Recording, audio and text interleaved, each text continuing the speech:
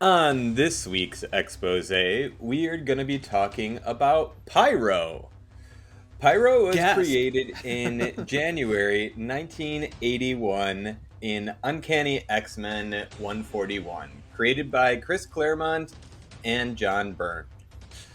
Pyro, his government name is John Allardyce.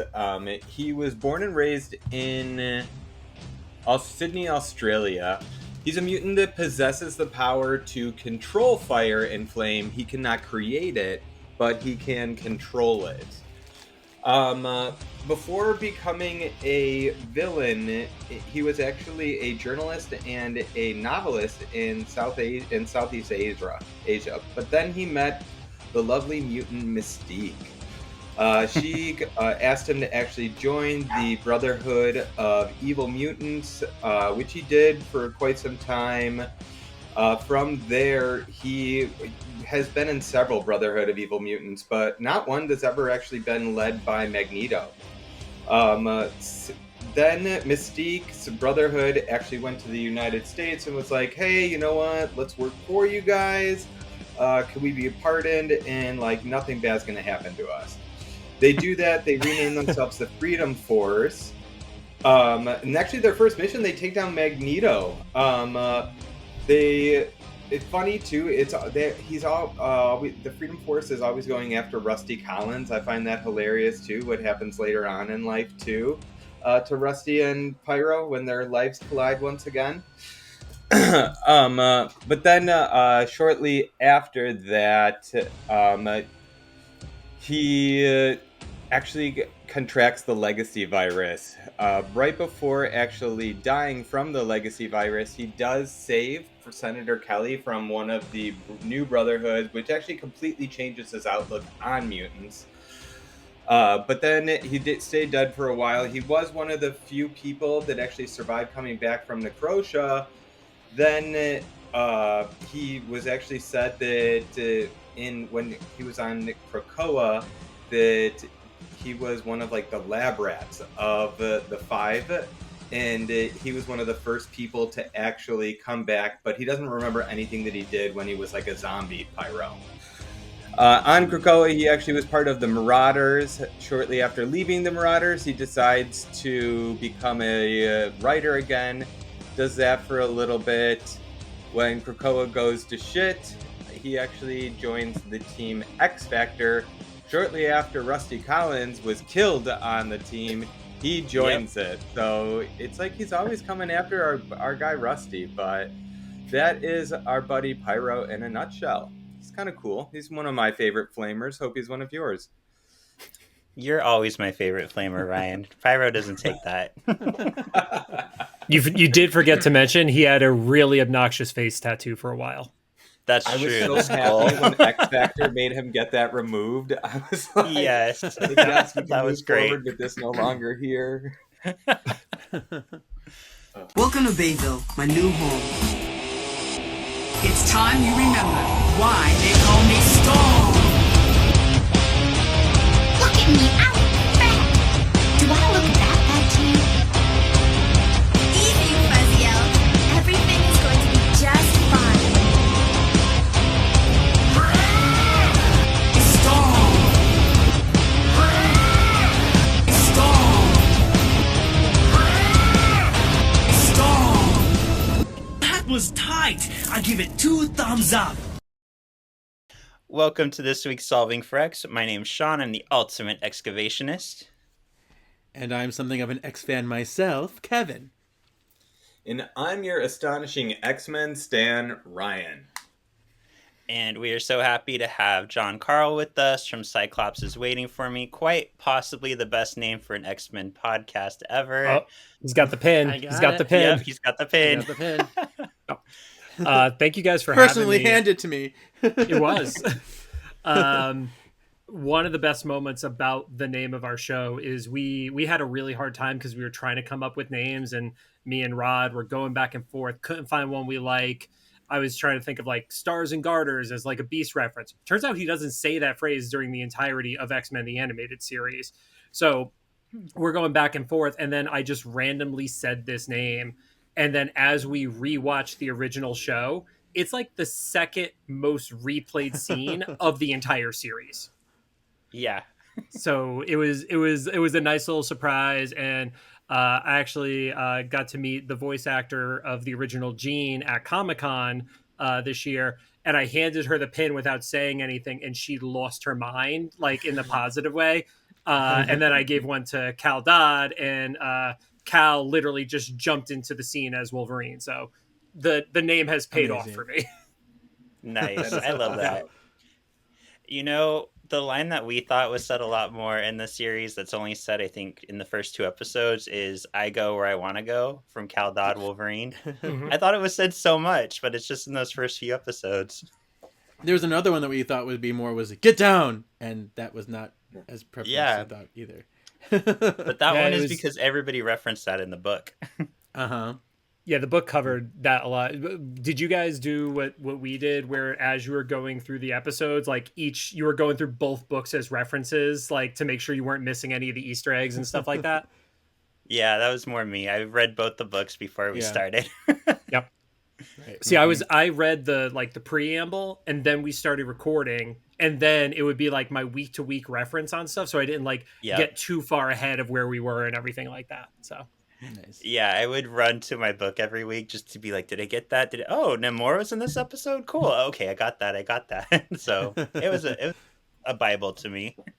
And have you noticed now, like, because with the animated series, the wikis and the IMDb's and stuff like that were always like packed with information. But I want to say it was like mid season 2 of Evolution. Like some of the wikis are just like Cyclops is in this episode, and that's like the extent of their knowledge and trivia on some of those. Like we're now in like a little bit of a feast or famine with the contributions of the community. So Yes, I have noticed that. And I have gotten some spoilers because of those little little notes. Because I'm the one who hasn't watched it yet. These two boys have. yeah, I won't say it in case it didn't get spoiled for you, but there are a few times where it's like, oh, this character comes back in episode blank, and they're alongside this other person, and it's like you could have written this, like just saying this not the last episode of a person is not trivia enough to include in a wiki either. So it's the internet. Yeah. The internet. How many times did the MCU do that to us? Captain America will return. Like, Oh, yeah. There's some really terrible factoids on IMDb too that are just useless. People are just like, "Oh, really? Go figure." Yeah. Yeah. So There was we like one to that was ask- straight up wrong, and because I have a pro account because of my like old writing credits, I went and actually edited out the trivia that was like factually incorrect. Nice. Thank Do you remember you. what it was? I don't remember what it was. It was Okay. in season 5 of the animated series, and they were misquoting the Leewalds, and I literally just removed it from it, and it's still down to this day, whatever that factoid was. So, Good. Thank you Yeah. for your service. I mean, I have to pay money for that damn thing every year just so I'm still ranked as John Carle 1 on IMDb from my TV credits. So, I might as well use it if I'm paying like $150 a year for the stupid thing. So, Yeah. Do you have an X-Men character that just resonates with you that's your favorite? So if you had asked me this 20 years ago, I would have probably said Cyclops was my favorite. Now, especially in the last like couple years between getting into Evolution for the first time, similar to you, Sean, and then X-Terminators is literally my favorite miniseries I've read in the last decade. Boom Boom is currently my favorite character for all things X-Men. Yay! Yep. nice. She's just a total mess of a mutant, and I love everything about her. So, I always call her Naughty Jubilee. Is that fair? oh yeah, maybe drunker naughty Jubilee, but yeah. Yes. I Nice. love how she is portrayed. Oh my god, it's so good. So Yes. ironically, I've been doing Hawkeye as a cosplay for a better part of a decade now. Go to San Diego, WonderCon, everything like that. We did myself, Chrissy Lynn Kyle, and Michelle Waffle. We did the X-Terminators. So I was in drag as Boom Boom. That's the first time I've ever been on the Marvel stage. Wow. Yep. So That's fun. All right. yep. I know. I saw some of your cosplays as cross-dressing. It's fun. It's Yeah. a lot of fun. Yeah, always gets good reactions at Halloween parties, conventions, all that stuff. So Mm-hmm. For sure. Perfect. free drinks Okay, at cool. parties, Yeah, exactly. Well, since Captain America was brought up, I had a little bit of tea for everybody, literally and figuratively. I am sipping on tea at the moment. So Captain America: Brand New World. I found this tidbit of information. It's, for lack of a better word, being boycotted in China. So that's part of the reason why it's not getting the financial that it wants to get from Marvel, because the Chinese are kind of tired of Americans being seen as the big hero or the big savior, and they're kind of tired of us portraying ourselves as kind of like immaculate. So what's interesting about this, and what I learned, I talked about this a little on Words of the Witches, but in their boycotting, they purposely put out another movie before Captain America to make sure that it got more attention. And this movie's called Neja 2. It's NE space ZHA. And this is part 2. I watched Neja 1 and 2 this weekend. Neja 2, I guess, is like one of the highest grossing movies right now. It's a lot of fun. Like, these are kids' movies from the Chinese point of view, but like, there's a character who literally, he's an adult. He opens his pants to this little boy and he's like, look what items you can find in here. And he really does like pull out items. It's not like pervy, but like that would never fly in an American cartoon. In the Right. sequel, like one of the characters says bullshit. Like, it's just Perfect. it's culture shock, but they're also a lot of fun. These movies are about like gods and like an evil stone and a good pearl, and they get mixed up, and one goes to the good guy, one goes to the bad guy, and it's a baby. So we got to kind of see what the good does with the bad and the bad does with the good, and it's almost like Dragon Ball, and it's really fun. So I'd highly recommend. I just wanted to bring that up, but also support Marvel and Captain America.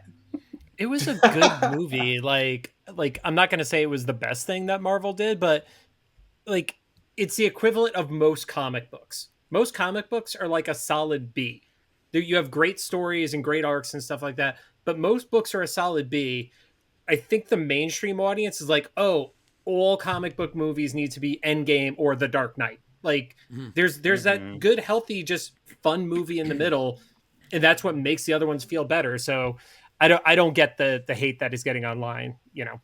Well, Yeah. I get it. It doesn't deserve the hate it's getting online. So That makes sense. And I Yeah. just watched a new Thunderbolts trailer where you do see a lot of what Captain America has set up for Thunderbolts and moving forward. So it definitely is a setup movie. And yeah, you're right. It's not bad. It's just, it wasn't my favorite Marvel movie either. It was just kind of like pleasant to me. It was good. yeah, Yeah. I think the Hulk should have been in it. I think that would have fixed a lot of things. I mean, it was really a Hulk sequel. Let's be totally honest. That Really. Yeah. there were more story points if you like put it on like a balance sheet that were tied to the Hulk than to Captain America. It felt like so. Yeah, I agree. All right, well, let's get into our previously on. So last week we asked who wore it best. We had the original Wanda outfit, we had the Evolution outfit, the Heroes Reborn sexy outfit, or the modern Wanda outfit. John, which one do you prefer out of these 4 outfits for Wanda? So I have to start off by saying I can't get into any of the Heroes Reborn outfits for basically any character. That was an era where I took a break from reading comics, not because of Heroes Reborn, just coincidentally I was on a break, and I've looked back and I'm like, I don't need to go back and read most of this stuff. But my favorite is the modern, Okay. because the being a Hawkeye fan, one of the issues that stands out the most to me is when he comes back and he decides he's going to hunt down Wanda, and you see her like not remembering who she is, and you see all the aspects of her like her past and her country tied into her outfit, and it feels like the current version has just taken that and just superheroed it up a little bit. So that's why that one's my favorite. Okay, nice. Yeah, Kevin said classic. Ryan and I said modern. Let's see how this shook out. So, Heroes Reborn got 6%, so you're not alone in the gaudy over the top Heroes Reborns. Evolution got 19%, Classic got 33%, and Modern got 42%. So it's pretty close. Nice. Yeah. I mean, I could totally see the classic and the modern being that neck and neck. At that point, it's got to be just taste, right? Like, not, one of those isn't objectively better than the other one. So, Yeah, I agree. And they're like, the modern one is a variation of the classic one. It's just they made Exactly. the headpiece smaller and added like the black to it. So yeah. It's not like giving Pyro a face tattoo. No. that would be cool. They should do that. Oh. And then remove it. And then remove it. So last week we posted our escapade, our Sheila Sexton love, and I wanted to tell you both. We actually got some love on this one. Usually we don't get a lot of people responding on our exposés, but this one we had Nerd David Dad said there needs to be more escapade. Her power is awesome, and there's so much that can be done with it.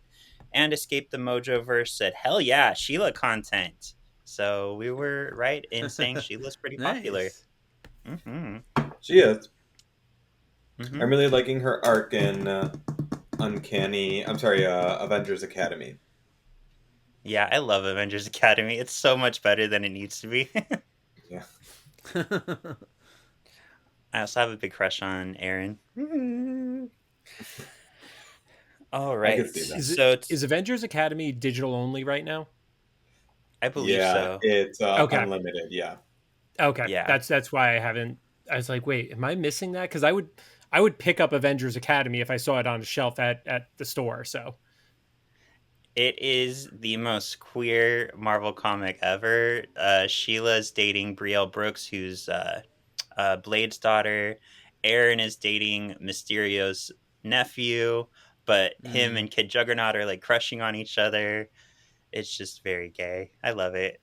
got it. And Kid Juggernaut There you was go. just in the new Champions issue that came out like 2 weeks ago.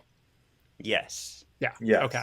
And he's a I fun had character. no context as to who he was, other than he obviously looked like Juggernaut. So Yeah. I was They've like, they're just only gonna brush it off. Yeah. Yeah, they've He only was told his story also through the online comics. Got it.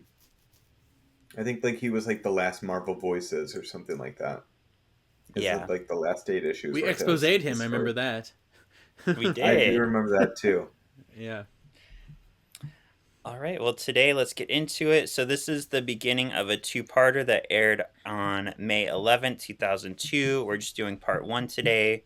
This is Day of Reckoning, and this was written by Sidney Clark, Steve Granite, Greg Johnson, directed by Gary Graham, Stephen E. Gordon, and Frank Parr. All right, get us started. All right. Wolverine jogs through the sewers. He catches the scent of his prey and continues to follow them. Little does Logan know he's being chased by a group of anti-mutant asshats with tech.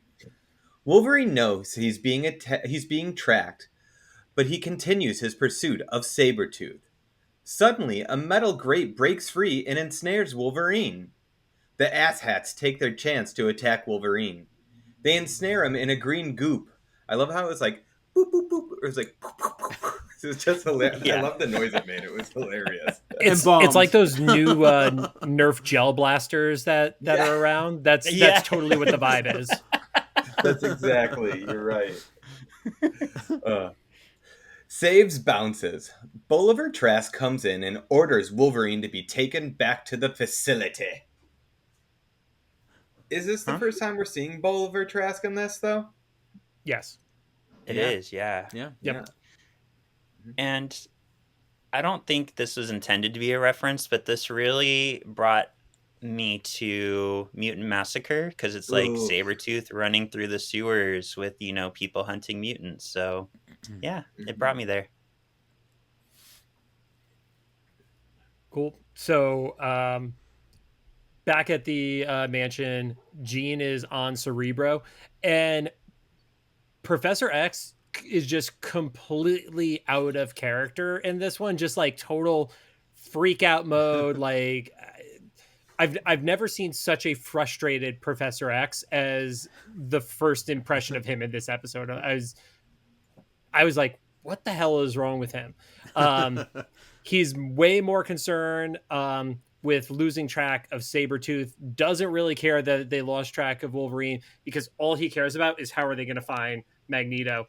And Jean is like frustrated because she's like, I've only done this like 4 times, and like why aren't you doing this, which is a pretty valid question for her, honestly. So, and then he just knows something is up and he wants to find out what it is. But from a leadership standpoint, this just in general, Xavier in Evolution is not my favorite version of Xavier. I'm just going to put that one out right now. Terrible. We will Terrible. not let you favorite speak version? that way of Xavier. Yeah.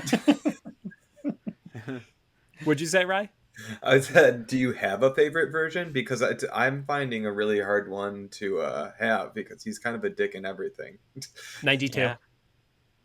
Yeah, 92. 92 is a little more of a I don't want to say happier Xavier, but he's a little more balanced with how he reacts to stuff. There, almost every other version is that shades of gray, where he's kind of like White Knight in or White Hat in 92. So, Mm-hmm. but yeah, We've I noticed constantly sorry. Oh, he comes off as a cult leader in this, in our opinion. Yeah. In this one especially, he does. Mhm.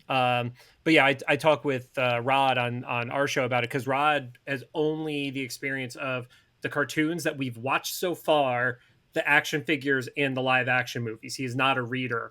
So as soon as we got to Evolution and he started seeing this like colder, harsher, I'm going to manipulate everybody's brain version of Xavier, he's like, I don't like this guy. I'm like, this is kind of like a lot of the versions I've read. So Yeah.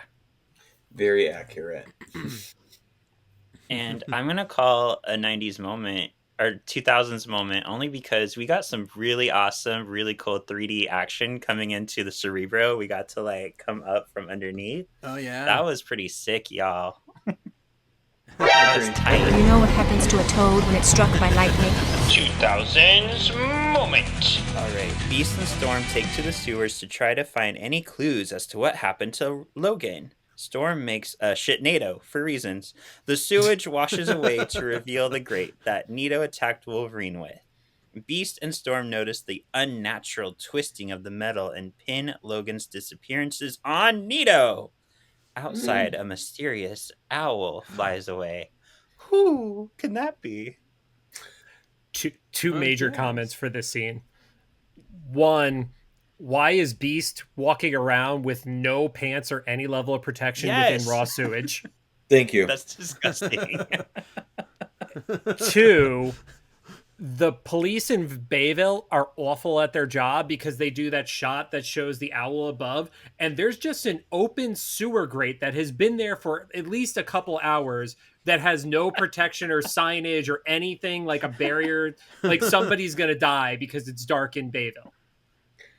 Yeah. Don't ride your bike. Did you guys Don't walk down the street. I mean, shit. Yeah. Did you guys see the name of the store that the owl flew past too? Is it like No, fish what is and it? meats or something like that? I think it's fruits and meats. I was like, I think Fruits I've and been meats. to that gay bar.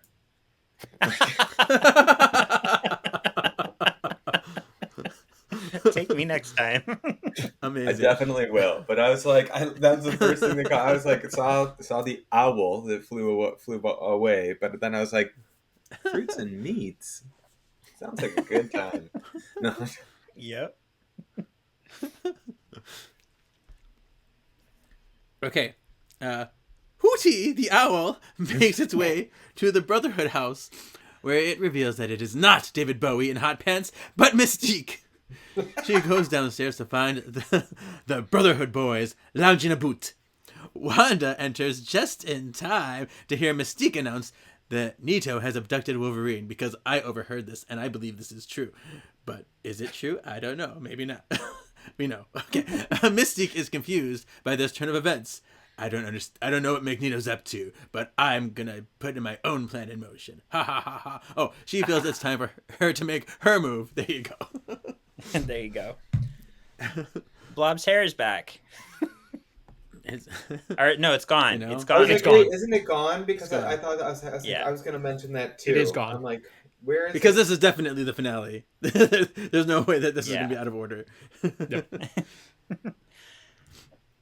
But I feel like, what was it? The Hex Factor. The Hex Factor has to come just before this episode, right? So it's just Yes. an animation Yes. error. Okay. Right. Yeah, it was weird that that got through on the content side. Like somebody just missed it, I guess, or it was done too late for them to fix it, kind of scenario. Yeah.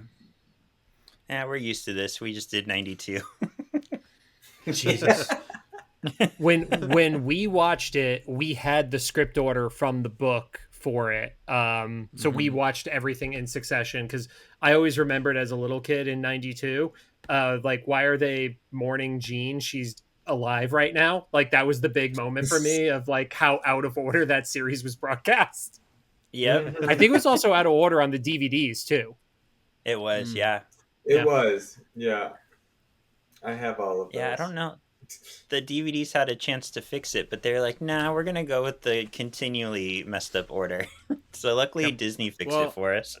I do believe the X-Men Evolution DVDs are in the right order. Because Yeah, so they far- seem like they are. Yeah. Was Hex So season 3 and 4 don't really have these issues, right? Like they're just in order. We don't have to worry about Blob's hair. I don't remember anything that felt out of order when watching 3 and 4. No. Okay, good. who knows if Blob is in 3 and 4? Stop it. We will see. Yeah, that whole mutant massacre that kills the entire team at the end of this episode, you know. What do you think they're doing in the sewers, Sean? Yeah. It's not just for shit NATO 4, all right? It's... That felt like really random to me when Storm made the shit NATO. I was like, wait, why did she do that? I had to rewind and realize that she saw the grate was missing and she's like, oh, it probably landed here. But it just was like, it just felt like her showboating with the shit NATO. Like, I Yeah. can do this. But where did she make shit NATO go, though? Because they were in the sewers and they were like, the shitty water was not there at all anymore after that scene. So I think it was like if you're playing Marvel Rivals right now with Johnny Storm being in the game, they make the fire tornado, and then as soon as she's done, it just disperses back onto the ground. So she was just holding it off like camera for a few minutes, I think. Okay. Finally, Also, they're Johnny using Storm powers to- Yeah. way overpowered in Marvel Rivals. So overpowered. I want to play it so bad. I've got like one more month of school I'm trying to get through, and then I'm just video gaming like crazy. You got it. You got this, Sean. You got this. Yeah, you got this. All right. Back at the manor, Rogue and Sunspot are covered in paint, bust their way out of the danger room, where the other New Mutants are waiting for them, also covered in paint. They feel the danger room level is too hard today. In the danger rooms, Nightcrawler sacrifices himself to save Magma. Kurt is tagged. Cyclops, Jean, Kitty, Spike, and Magma are the only students left. Cyclops takes down the drone that's attacking everyone. Xavier chastises Scott for stalling. More drones appear and easily dispatch the remaining team. Xavier gets all bitchy and orders everyone to the planning room.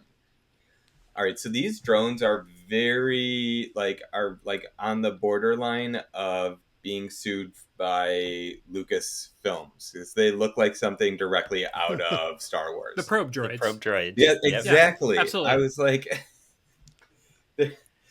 they took the thing from DC that Forge used, the Mirror World gun. They have this. They're drawing the line. It's fair use. Yeah. Yep. So I have a theory here. 92 literally had a red xenomorph in it, so I don't think people cared at that point. That's true. So I think in my head canon, Xavier is super fucking horny. He hasn't had sex for a while, so that's why he's really bitchy. That's why he's so eager to find Magneto. Attention. He really wants to get it on with his ex-boyfriend so bad. This is what's happening in X-Men Evolution. I love it. Or do you I love think that I he don't just I don't had think I it? could argue against that. Yeah. Yeah, winning. I also think that he's just being a little bitch because everyone walked away from him when he was giving his speech at the end of Hex Factor. Like, and everyone literally Led just by didn't give him, Scott. like... He hates him the most. It's not a competition, Kevin. Well, I just love it because it's like from this person who like loved him the most to be like super like offended and betrayed by him. It's like, yes, I love the duality. Mm-hmm. So bitchy Xavier calls everybody into the planning room where he basically just reads all of them a riot act, goes at Scott first because he's like, why would you just rush in? Like, Scott is supposed to be like the tactician of the group, and he thinks that a head-on charge against their most powerful enemy is going to pay off. So I actually agree with Xavier a little bit there. But then proceeds to say how everybody isn't ready to fight him, which was his biggest fear. The New Mutants aren't ready yet, so they were just going to be either collateral damage or put other people at risk if they were there. And he says, well, now you need some backup. And you get the reveal of the Brotherhood popping in there without Mystique. It's just Lance, Toad, and the crew. And then there's like the little back and forth between them, which I don't understand how these kids can go from fighting in a mall to being in a room with each other without killing each other. Like somebody would shoot somebody at this point. Like I don't think Scott would hold back them being in the mansion of not like hitting Lance with a blast kind of scenario. Accurate. Then you get a little bit of like, well, why are you doing this? Toad gives basically the equivalent of like they went to the jerk store kind of joke, basically just calling them like a bunch of losers. And Lance is taking the route of like, well, I heard the team needs a new leader. That's the trigger for Scott when Scott's like, all right, take it, I don't care, I'm out of here. Jean wants to stop him. Xavier says let him go. It's just Xavier's such a prick in this show, and especially in these episodes. And he's like, all right, now we got to get back to work. Jean, get back on Cerebro and find Wolverine so we can find Magneto. Yeah, accurate. And funny you say Xavier's a prick since he's so horny for Magneto.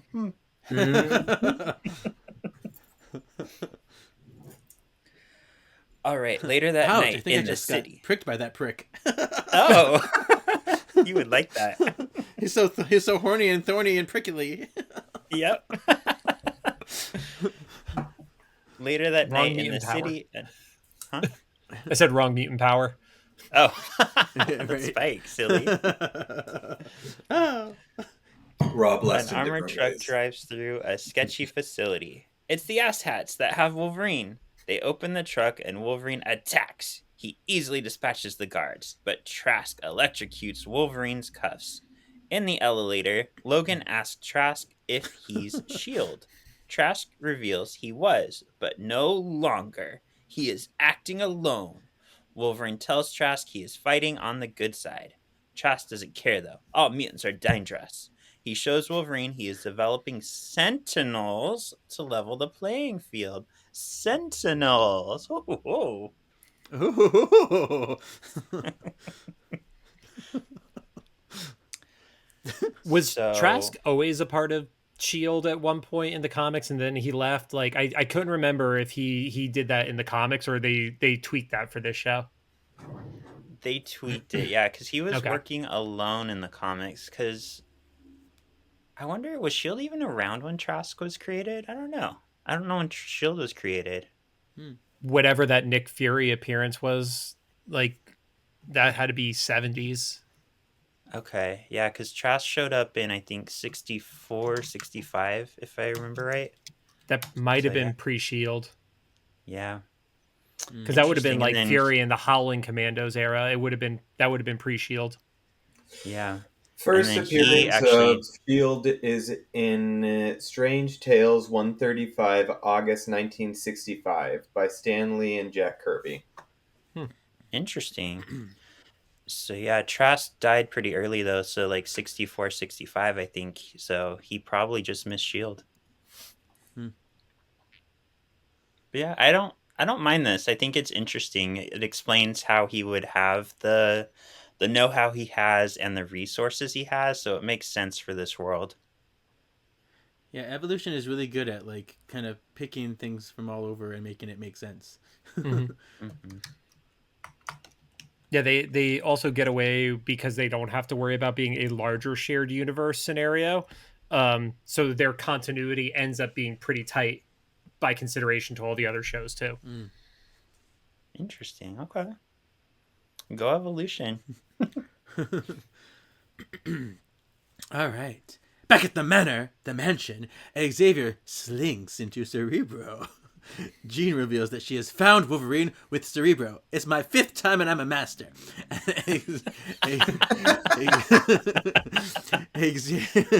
Xavier orders the teams to go into action.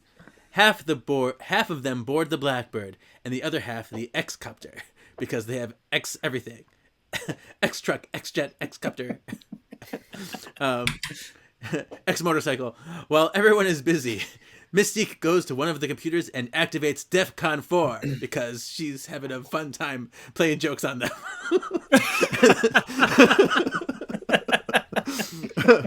Valid. Before you're right. It's like, "Ma, I got the DVD. I was a snake, and I'm the DVD." And now it's like, all games are off. All bets are off. Before taking off, Storm asks Xavier about Scott. And is like, Xavier tells her, Scott is a dick baby bitch, and they will need to leave him. Pretty sure that's not the exact quote. Pretty sure it is.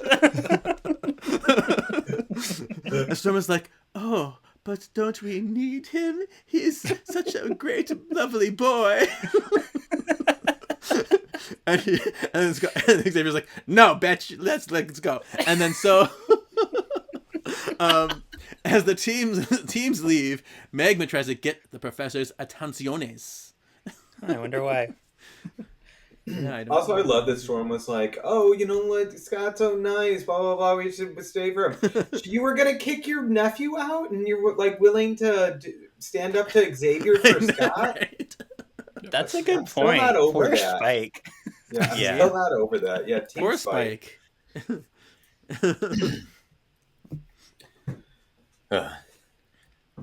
The manor goes into DEFCON 4 lockdown. The New Mutants frantically run around trying to figure out what's going on. As the front doors metal up, Magma narrowly escapes. Cannonball is a second too late and blasts directly into the metal doors.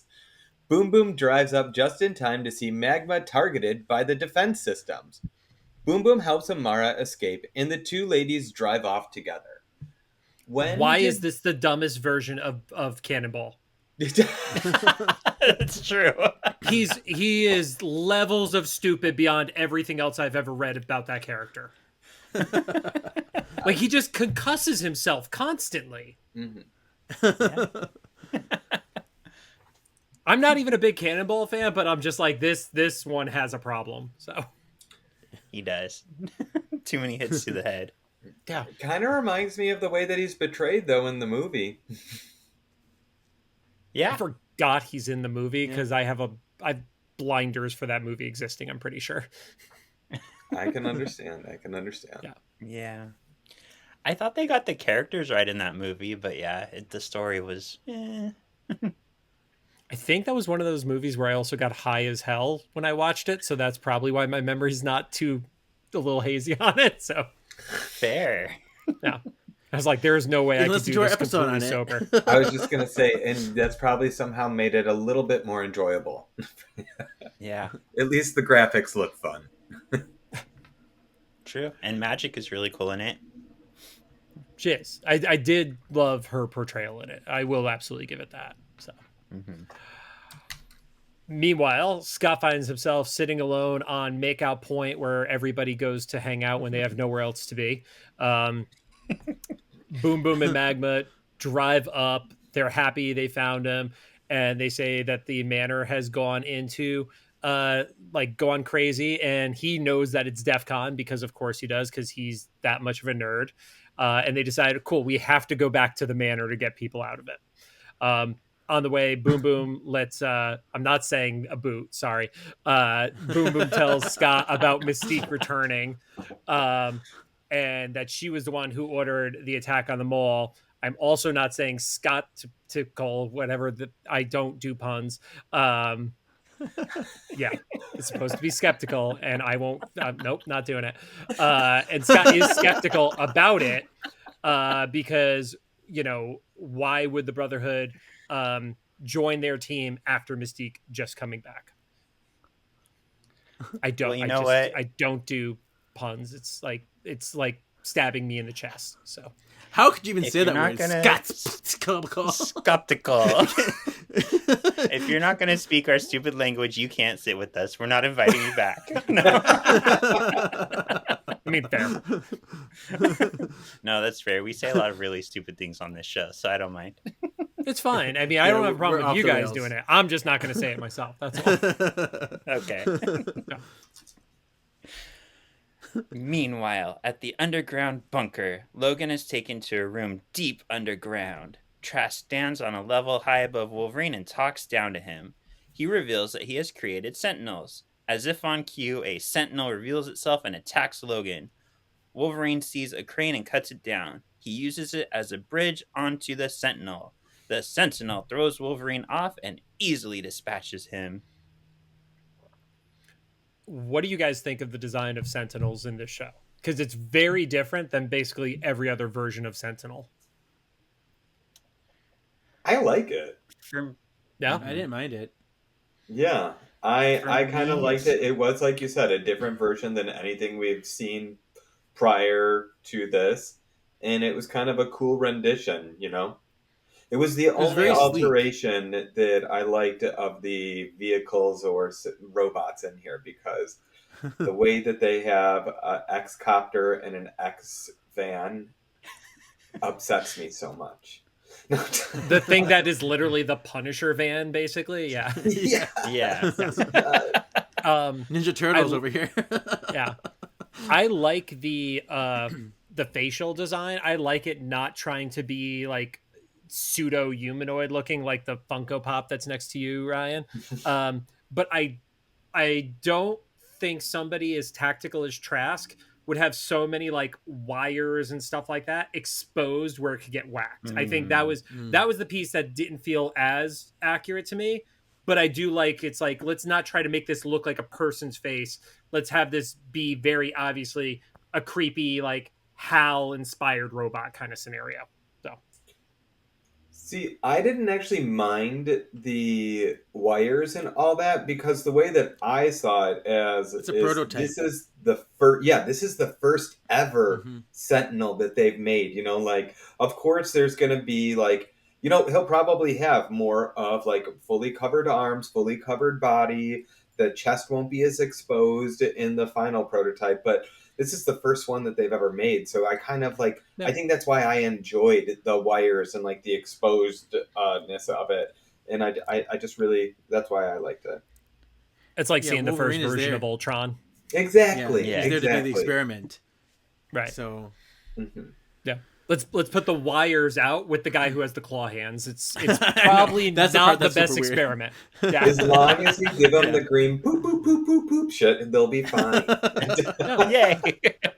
Like maybe have it fight like Bobby against the exposed wires, not as rough an experiment, Mm-hmm. Fair. Yeah. Yeah, it's hard to say because it was so like dark. I like how dangerous it feels. Because my only complaint in rewatching 92 is the Sentinels were so dumb. Like one of them literally like bangs its head into like an overhang and falls over. So this one actually feels like, oh shit, this could actually take on the X-Men. But or like look, I Master can't Mold, really get a I'm grasp still on yet. plugged in. Yeah, I'm still connected. plugged in. So many computers and CPUs, and he has no memory apparently. Yeah. Now he's just a giant Bitcoin miner at this point.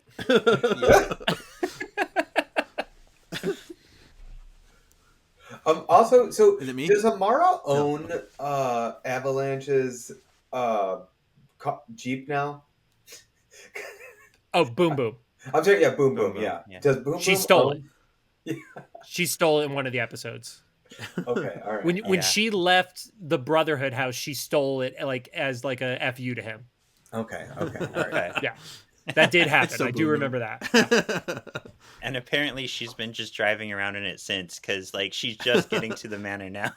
Yeah. She Right. drove around for 3 days with no money to buy gas.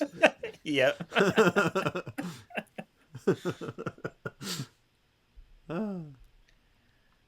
So 12? All right, Kevin. 12. Yep. Yes. So Scott, Amara, and Boom Boom arrive at the secret waterfall entrance to the manor.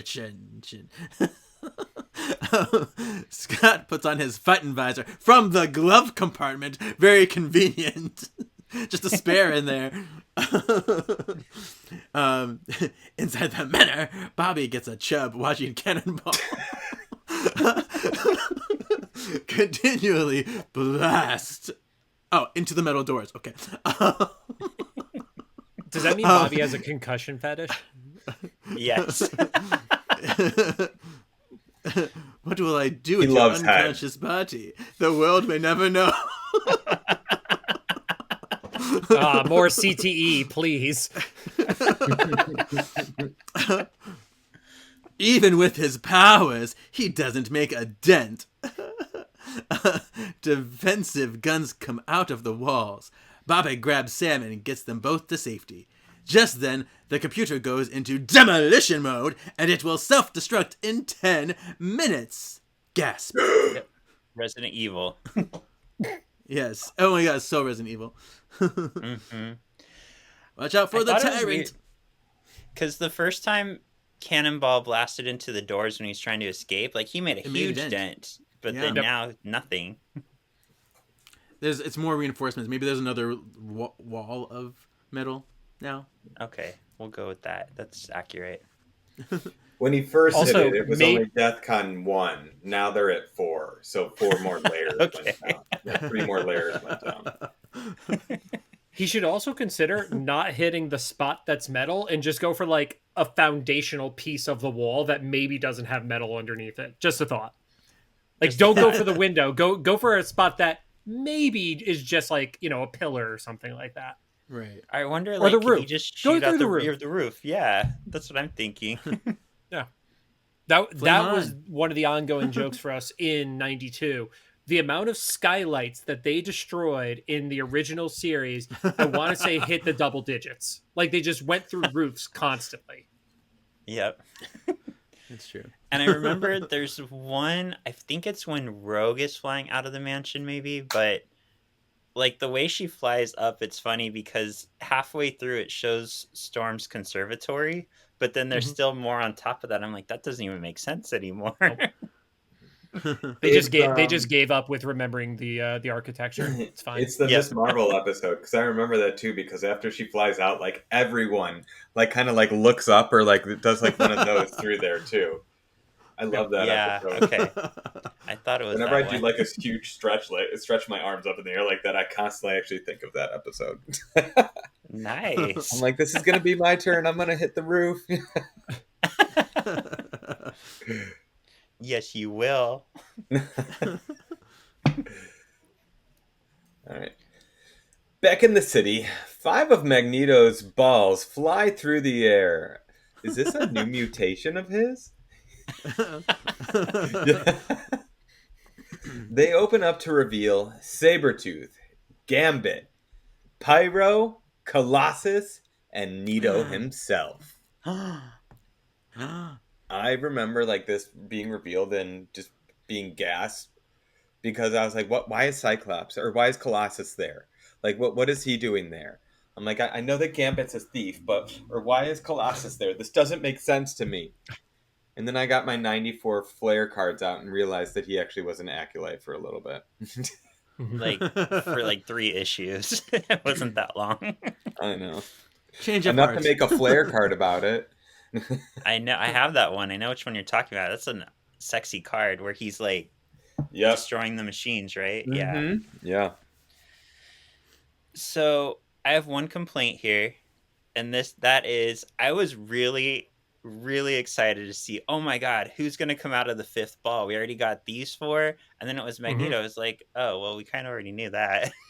Yeah. I kind of Yeah. wish he came out first, or just wasn't in one. Sure. Yeah, Mhm. go for it.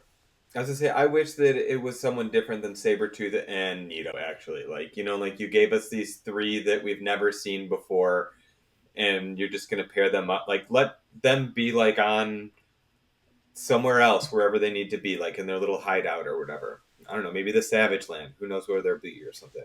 Yeah.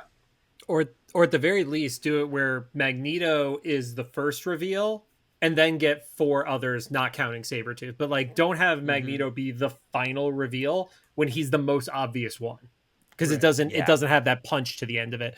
Especially after seeing like this version of Colossus do the transformation, seeing Fuckboy Gambit get his debut with the bowl cut and the like the little soul patch and stuff. You know, Mhm.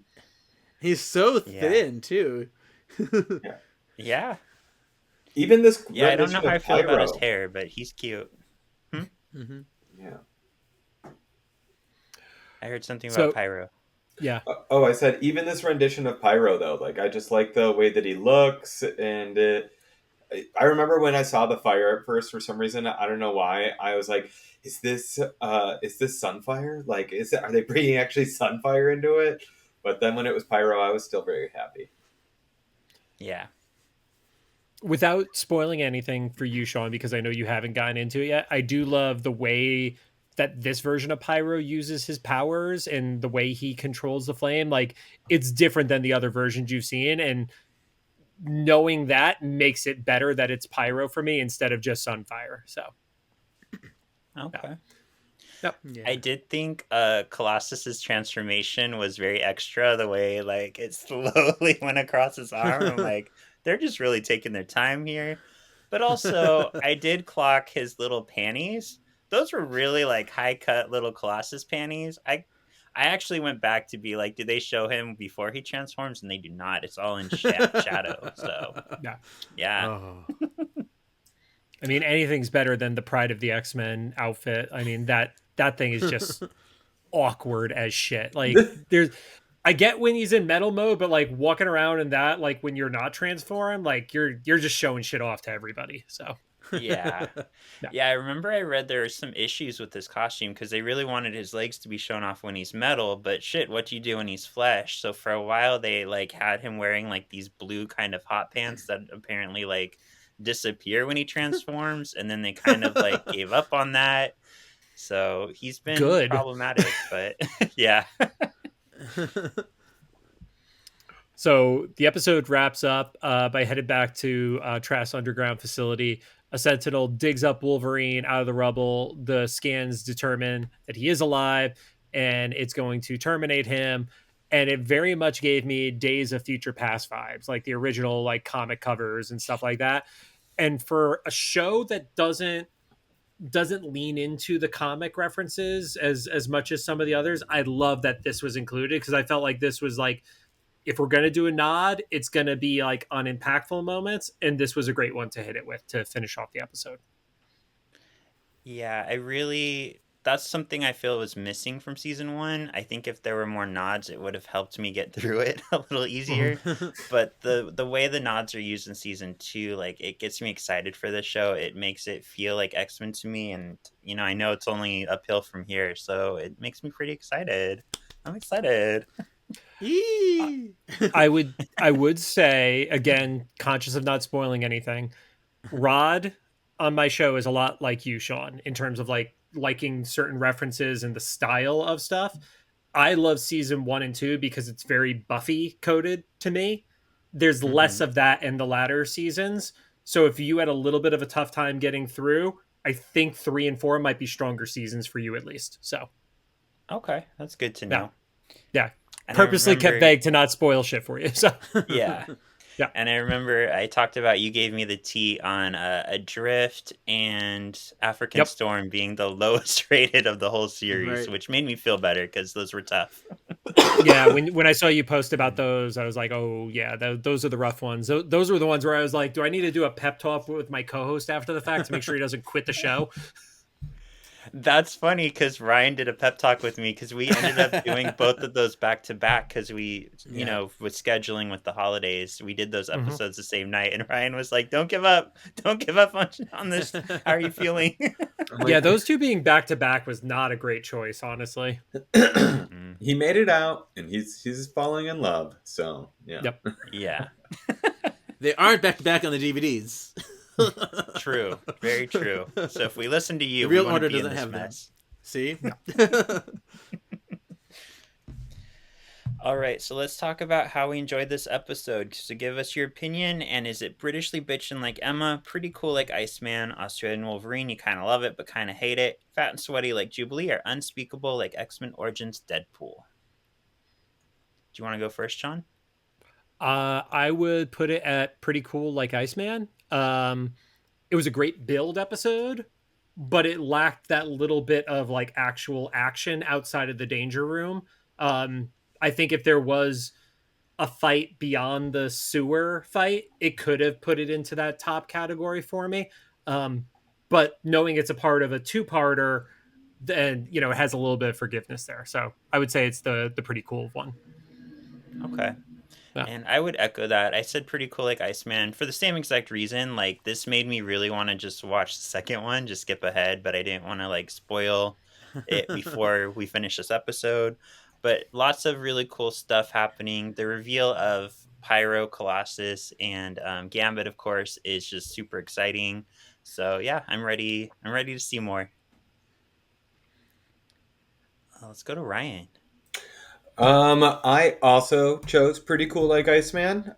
For basically all the exact same reasons that you guys all chose.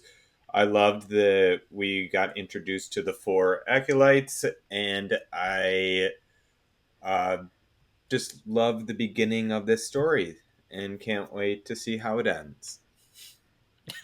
You already know, you liar. You're a liar. All right, Kev, how about you?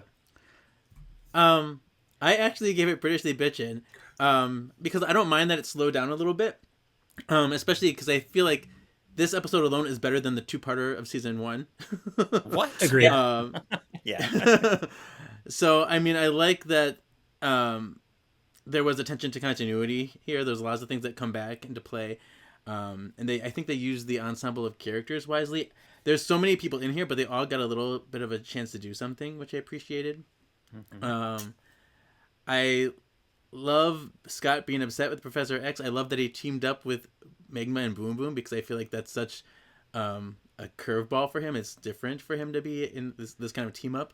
And I feel like the notion of putting Wolverine away from the X-Mansion, that from a plot perspective, there's a really pivotal reason for that. And I feel like they're putting the clues in there really wisely, and that's what kind of keeps it high for me. Okay. Accurate. All right. Who would we say is the MXP, or most excellent player? Who wants to go first? What do you guys go first? I'm not sure who I want to pick yet. Okay. I I'll put go Boom then. Boom. I put Boom Boom too. Why'd you put her? I think she took the initiative to tell the X-Men what she knows about Mystique, and then in the process she saves Amara. She's just so super badass, and I love that they're on the move, and she's like, yeah, I gotta tell you this stuff. let's give the program. Yeah, I agree. She knew to save Amara. She knew to go to Cyclops. She got all the right people involved, so she is pivotal. Yeah. The only thing I'll say, and I say this is literally saying earlier in the episode that Boom Boom is my current favorite. She messed around for like 2 days from when she left the Brotherhood to when she got to the mansion. Mm-hmm.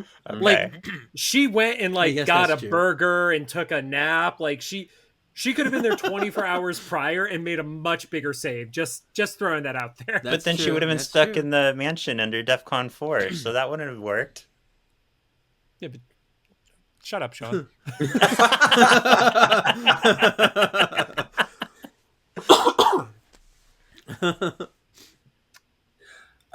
I'm gonna actually pick Cyclops. For Ooh. walking away when he didn't feel what Xavier was doing was right, and basically being like, Lance, you want it, you take it, and then again with joining Amara and Boom Boom. I guess creating their own little exterminators. Yeah, that's true. Good point. Out. I gotta say, go ahead. Oh, I did love Nope. the shot of him on the car overlooking the mountain. You would. Like very like. But I wanted like the music like to play like 2000s. Da, da, da, da, whatever. Nope. It's one of the only episodes that doesn't have like a unique music cue in it either. Oh my gosh, that should be a 2000s moment. All right, let's do it. I'll add it. You know what happens to a toad when it's struck by lightning? Listen to our episode of moment. Wildside. Rod goes into like a 15-minute explanation about that song from that episode. Like he dove like deep into that one. So I love that. yeah, because Rod he's a musician as his main gig. So he was looking for like cues on like online resources and stuff like that. It was wild. So yeah. Okay. I would actually say this will probably be controversial. Trask was the MXP because he Nice. literally figured out to utilize Sabretooth being tracked by Wolverine as a way to capture Wolverine. And that's like, 4D chess kind of scenario. Like that's probably one of the best moves that a villain has made in the series with how to counter the X-Men so far. That's a good point. Yeah, and to have it all blamed on Magneto. So yeah, that was a really good move. Yeah, because none of the X-Men or Brotherhood have any idea what's going on with that happening. So No. Nice. Yeah. I was hoping your answer wouldn't be as good, so I could tell you to shut up. But that was a really. I mean, good you could answer. still tell me to shut up. I'm fine with that. Shut up, So- John. There you go. All right, what would we say is the X factor? So, what's favorite moment, our favorite thing that connects us to the bigger X-Men universe? The last shot, Wolverine about to get whacked by the Sentinel. It's been in every good piece of X-Men media. So having it be in this one, like even if somebody doesn't rank Evolution as high as other pieces of X-Men content, it still paid respect to one of the best moments of all X-Men. So that wins it for me. Okay. I'll say that it's this is the first time that we're seeing Boliver Trask and a Sentinel, so that's also getting us back to the X-Men universe. So Cool. Okay. That was my X Factor, first appearance of a Sentinel, because that's when things are getting into high gear. That's like, prime X-Men. They're growing up. For me, this episode showcases the best I've ever seen Mystique used in the media, because she is her own boss. She knows how to play the field. She knows I'm going to send the Brotherhood to get access to the mansion. I'm going to have Professor X be busy. This is peak Mystique behavior of knowing exactly how to play all the cards right. So the fact that she's the leader, in the original 92, I know I always complained, even when she had the Freedom Force basically, and in the Days of Future Past episodes, Mr. Sinister was behind it, or there's always somebody above her. But I love that this is just Mystique handling. Does it weird you out at all that this version of Mystique is the only one that turns into animals and can then do whatever the animal could do, like fly? A little bit, yeah. It was We've very talked different. about that in the past, actually. I figured you guys did, but it's just especially the finale use of Mystique, I was yelling at the screen. So you got that to look forward to, Sean. Okay, good. Yeah. We have this running joke because when Mystique was trying to steal the disc, the CD with everybody's files on it, Kevin was like, it would have been less conspicuous had she turned into a snake. And then Ryan just started laughing. He's like, can you imagine a snake trying to crawl away with a CD in its mouth? I would be like, why is there a snake and why is there a CD in its mouth? Just wait, in a couple of years people won't even understand what the CD was. That's going to be great. Oh god. Yeah. That's true. That is. They're buying those like vinyls Alright. now. It's sad. Are they? The people, That's a yeah, thing they're again? they're re-releasing CDs of like old classic albums, and people are going crazy for them. I was like, I have the Weird. original if you want it. No, it's got to be it's got to be re-released. They don't want the originals. Come on. Come on.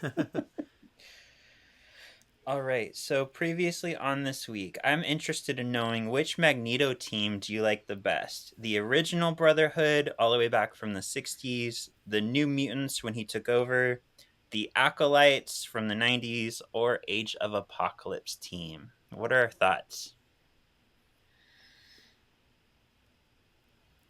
For me, it's got to be Age of, because I love the concept of what is the Magneto who doesn't have Charles as an anchor. And I just, that team, even if it wasn't in the Age of Apocalypse era, would have still been interesting to me, because he always took that more militant approach to the heroes. And I think they would have done a lot more damage and maybe just been more successful if they didn't have Charles holding him back in certain scenarios. True. Mm-hmm. Very much so. That was my answer too. Age of Apocalypse, for everything you said. I also really like the relationship that him and Rogue had in it with the baby, and Nightcrawler's on the team. Like Rogue and Nightcrawler with Magneto on a team, like that's pretty broken.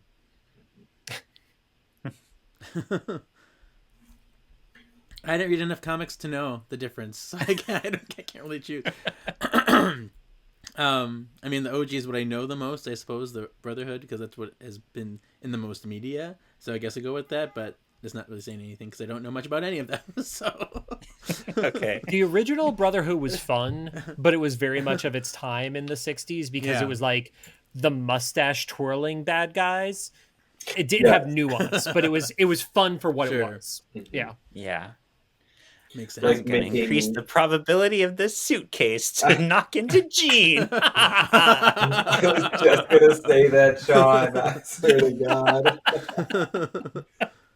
I'm kind of torn between the New Mutants and the Acolytes. I like the Acolytes just because they're so 90s and kind of like you don't actually know a lot of backstory about a lot of the characters, so that's kind of like still out there and it could be unrevealed or revealed. And I also just like him as the New Mutants. It was a completely new take on Magneto, joining Xavier Institute and taking over. So I'm going to go Acolytes. Yeah. Okay. In the original Acolytes lineup, was Charles's ex Amelia in that group too? I believe so. Because if so, he gets bonus points for recruiting Xavier's ex. That's true. I never thought about Like, that. that's He did petty go as out of his way hell. to bring Yeah. them. Yep. Like that, you don't do that by accident. That's intentional. Yeah. Yeah. He definitely he sought out his Eskimo sister. Yep. We're both exes of Xavier. Let's team up here. All right, now's the time. So now it's Danger Room Divas, and we'll wrap up this episode. Oh, I did see this on the Instagram, actually. I do know this. Okay. I challenge Kevin. Okay. Typical. You called it. There you go. I've had the most interactions with you. I feel more comfortable arguing with somebody I know better, honestly. So, Okay. Yeah, it's true. We have a lot of in-person meetups. Yeah. So, yeah. Okay, cool. So John is villain, Kevin is hero. Let's see. Let's get our characters. So John, I am spinning the wheel. Okay. Versus Deadpool. Oh. So Pyro versus Deadpool. Okay. okay. Let's get our scenario. Come on, Gambit, can't you make this program a little tougher? Oh, it's no game tonight. It's the danger room. It's where we train. Danger Room Divas! Simulation complete. All right. So Deadpool versus Pyro. Who likes Hawaiian pizza?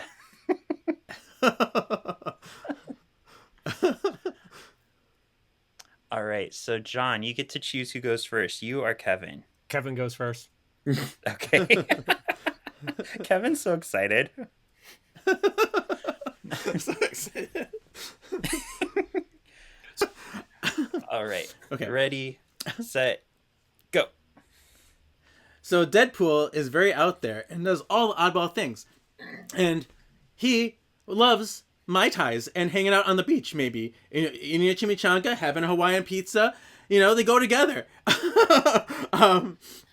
I think he's just gonna throw pineapples at you. He might have fun doing that. He might have fun having the meats and mixing things up. I don't know. I think he's one that's gonna be going off the rails and doing the things that people aren't expecting you to do. Okay. All right. 30 seconds on the clock, John. Ready, set, go. So the biggest problem with pineapple pizza is only people who don't have taste tend to like it. And let's be real, a guy who gets a face tattoo, not an example of good taste. Second, if you go down to Australia, you're almost like the opposite side of the planet from Italy. So it is the farthest thing from authentic pizza. So he has never actually had good pizza in his life. He's closer to Hawaii. So he thinks that's what good pizza is. He doesn't know what he's missing. Deadpool has traveled the world, killed tons of people. Wow. For the record, I like Hawaiian pizza. I remember you mentioning this on your show. You mentioned this on your show. That's why I thought it was super funny that this was the situation. But yeah, pineapple is actually my favorite pizza topping. As an Italian from the Northeast, painful for me to see that. Okay, that's fair. Ryan, where'd you weigh in on Hawaiian pizza? I'm not a fan. I'm sorry. Midwest Chicago guy. I'm cheese and sausage. Yeah, like I also put ketchup on my hot dogs. I know. Sorry. So do I. It's okay. Ketchup on hot dogs isn't horrible. Do you put anything else on it? I mean, sometimes relish, I guess, but okay, I know it's blasphemous from Chicago to put mustard on hot dog. I know. So I put ketchup, mustard, and onions usually. That's like my go-to. Yeah. I got yelled at by Vince McMahon because of Chicago hot dogs. Really? Yeah. Yep. There was a whole segment that was tied to a pay-per-view that didn't end up happening the way it was supposed to, and a few of us got screamed at. That was fun. Oh wow! Wow. Yep. Well, it gave you a good story. The exact quote was, "That is the worst segment in pay-per-view history." Oh. Yeah. Damn. Didn't get fired for it, but that was what we were told. Wow. Oh man. Yep.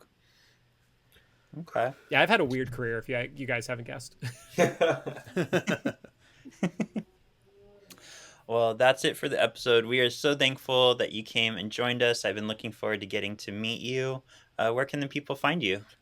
So you can find me everywhere at the John Carle, TheJohncCarle, or more specifically, they probably want to listen to the X-Men podcast, where we are currently in Wolverine and the X-Men now. So we're, 2 seasons in front of you guys. And we are Cyclops is Waiting for Me, or Cyclops IWFM pod on all social media. So very cool. And so how many of you guys have watched Wolverine and the X-Men at this point? Okay. So somebody has to come on to our show this season and do one of those with us. So let us know. Okay, that'd be awesome. Yeah, nice. Yeah, we'd love that. Yeah. Mm-hmm. Kevin, where can we find you, girl?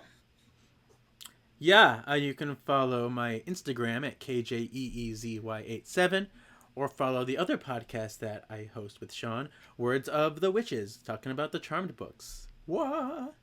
And you can find us on the Charmed Wiki if you need to. Yeah. Whoa. Yeah, the fandom. I know. Yeah. I got so excited I almost knocked out my Bluetooth headset. Ryan, where can we find you? You guys can find me on Instagram at RYEORIO, or you can find me in the Solving for X comments. Cool. And you can find me on Sean Pratt on Insta, TikTok, or Blue Sky, or Threads. You can find Solving for X on all of those too, Solving for X and X-Men Task Podcast. And we will be back next week for the big Season 2 finale with Daxclamation Point from RuPaul's Drag Race. Woo! Nice. Whoop, whoop. Very excited to talk about You ended the season with the better guess, so that's good. Wow. Stop.